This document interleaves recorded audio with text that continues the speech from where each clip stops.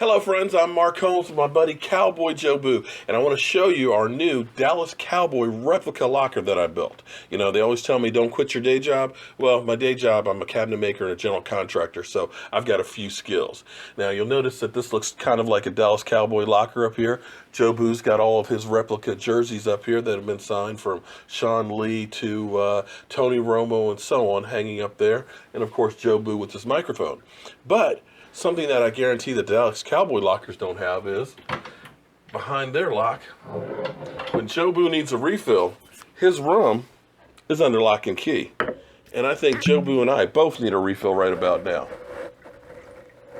Now, I want to thank you guys for the response on the YouTube channel here, because I've been getting subscriptions left and right, and I love all the comments that I've been getting from people. There's a guy, Josh, who was telling me that nobody in his family talks about football, so he loves to come right here and talk about the Dallas Cowboys and get his information and stuff.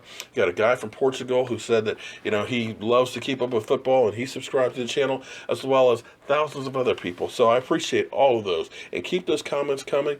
I try and answer as many as I can, and I try and get to all of them. Now, one thing I do want to say, though, is, listen, I like to talk about football. I like to use the knowledge that I have. I love going through statistics and numbers and things like that. So when I give you information, it's just not something that's just rehashed from ESPN or NFL Network. I like to try and do some research and try and come up with my own conclusions. And more times than not, they're right. In fact, if you go through, let's look at this little clip right here. This was right after the Senior Bowl when I started talking about Dak Prescott. Well, actually, it was Joe Boo. But let's go to that clip. Report. I just got finished watching some of the Senior Bowl, and I got to tell you, I'm feeling really high on Dak Prescott. That's right, Dak Prescott.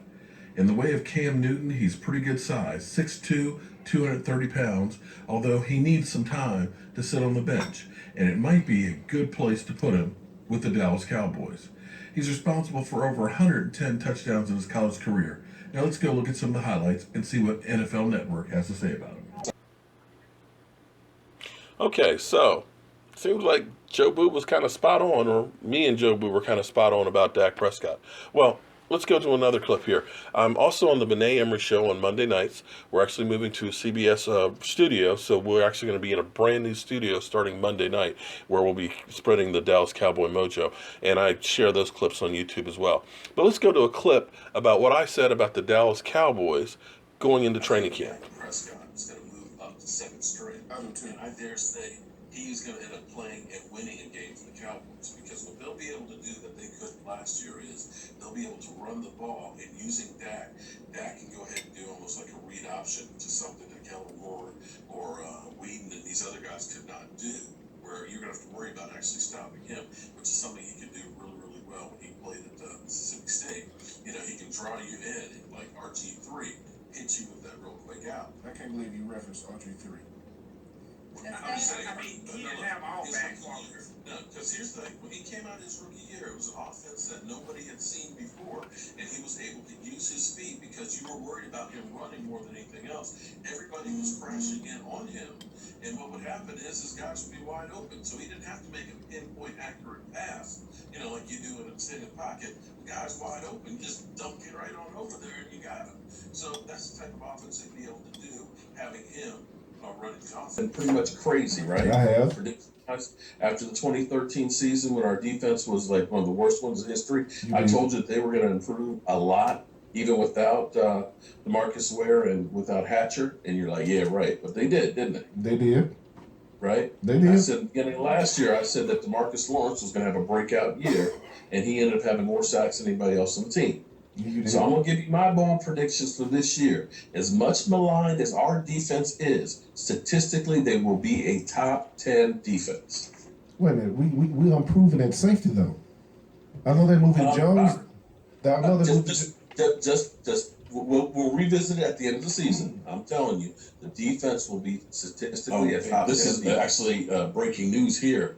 Mo Claiborne made it through a practice without getting hurt, and he batted down a ball of Des Bryant's today. Right. So far, so good. So right now, actually, Mo Claiborne has actually been looking really, really good. And if you noticed last year, he started playing better. That was actually his best season. Not that saying much, but watch out. He may end up being really, really good. And along with Skander coming back, that defense is going to be a lot better than what people are giving Okay, credit. so I was actually pretty spot on so far on those predictions and things.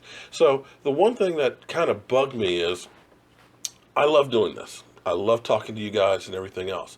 But from time to time, I get some people who tell me I'm not a Dallas Cowboy fan or I'm an idiot and I have no clue. Well, I got to tell you, those predictions right there were more spot on than anybody else out there. Maybe I don't work for ESPN or NFL Network, but my conclusions more times than not are pretty close to being accurate. But you don't have to watch me or listen to this channel. There are millions of channels out there that you could be watching. So feel free to skip on by. If you like the channel, subscribe and be part of it. If you don't, I'm not offended. Now, as far as Tony Romo and Dak Prescott, and that's where a lot of these feelings have come from, where people are true Tony Romo fans.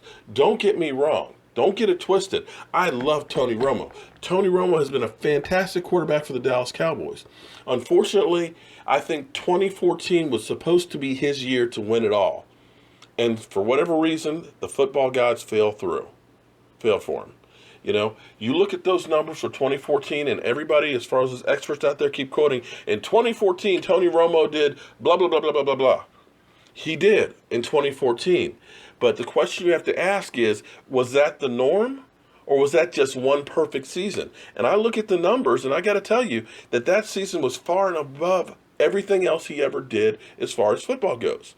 And when you break the same collarbone 3 times, when you have chronic back problems, you're at a point where your body just can't hold up anymore, where you can be relied upon for a full season. And right now, with what you've got with Dak Prescott, is he's got that team. And when I say team, this truly is a team rolling together. He's saying all the right things. He's not out there looking for endorsements or me like RG3 was. He's focused on football. This bye week, he is at home fishing and with his family. Just like Lucky Whitehead. I live in Northern Virginia. He went to Broad Run High School in Manassas. His behind was actually last night at his high school watching the game in Manassas, a small town. So these guys are focusing on football. You don't want to mess with that. Now, as far as the argument of guys that are saying that basically Dak is just keeping the seat warm for Tony Romo and he's just, taking care of it being a game manager, you couldn't be further from the truth. We had that same offensive line last year, and we had a damn good running game last year. Yet, Kelvin Moore, Matt Castle, and Brandon Whedon couldn't do a thing with it. He's still got to get out there and call the protections. He's got to recognize who's open and go through the progressions, and he's got to deliver the ball. And he's doing all of those things as well as not turning the ball over. Now, for those of you that also say, well, it's a dink and dunk offense, yada, yada, yada. Well, I want to show you something here. What's interesting is, if we take Tom Brady and we look at his first 6 games, I still have to do some work here on getting the new studio set up. In his first games, Tom Brady had 4 wins, 120 completions out of 190 for 1,273 yards, 10 touchdowns, and 4 interceptions. Dak Prescott, in that same time period, had 5 wins, 125 completions and less passes, 182. Excuse me, I've got a cold. For 1,486 yards, 10 total TDs, 7 touchdown passes, and 3 runs, and only 1 interception. So you're talking about rare air. And the other thing you have to take in consideration is, when Tom Brady took over, he wasn't a rookie either. He had been in that system for a while. So saying that Dak Prescott is just an okay quarterback or, he's just a game manager, you couldn't be further from the truth. The guy is balling out, and this is truly becoming a team together. So if you don't like that I say that I think Tony Romo needs to stay on the bench, and I've been saying that for a while, and I've been on the Dak train forever, then that's fine. I enjoy the debate. But when you say I'm stupid, or when you say I'm not a Dallas Cowboy fan, and clearly anybody who goes around the country supporting the Dallas Cowboys carrying a voodoo doll at my age is definitely a fanatic when it comes to the Dallas Cowboys. So I'm Mark Holmes. That's Cowboy Joe Boo. And after I finish this, Joe Boo is going to need a refill. Thank you for being part of the Joe Boo Report and subscribing. Have a great day and enjoy your bye week.